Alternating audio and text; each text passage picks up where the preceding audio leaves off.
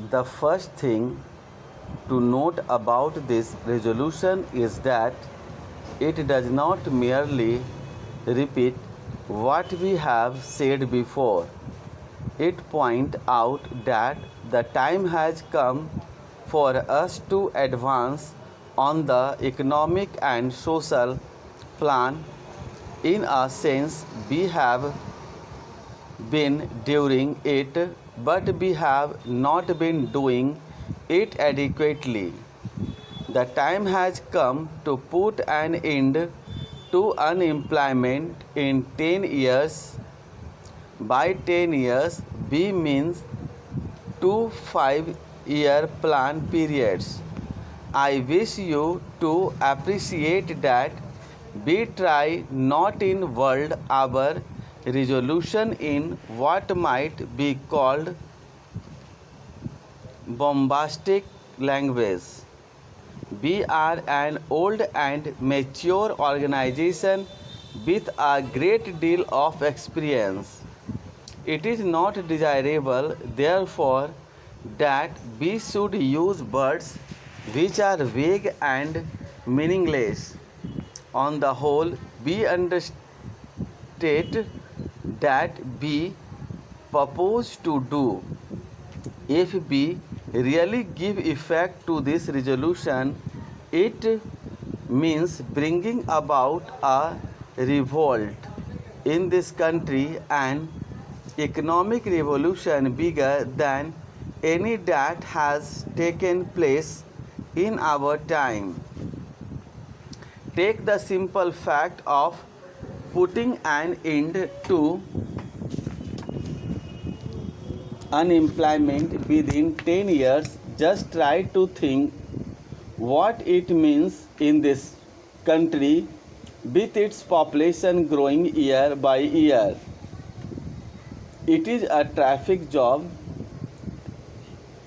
the like of which has not been done in these circumstances in any other country.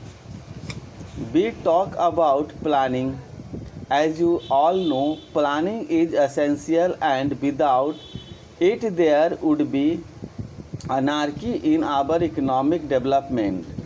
About 5 years ago, planning was not acceptable to many people in high places, but today it has come to be recognized as essential even by the man in the street. Our first 5-year plan is now about 3 years old, and we are now thinking about our second 5-year plan. A phrase in this resolution says that the second 5-year plan must keep the national aims of a welfare state and a socialistic economy before it. This can only be achieved by a considerable increase in national income, and our economic policy must therefore aim at planarity and equitable distribution. The second 5-year plan must keep these objectives in view and should be based on the physical needs of the people. These are really the important and governing words of the resolution and ought to be the controlling factors in drawing up the second 5-year plan.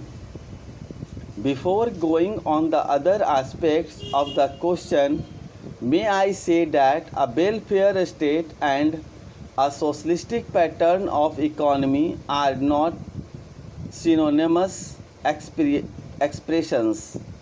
It is true that a socialistic economy must provide for a welfare state, but it does not necessarily follow that a welfare state must also be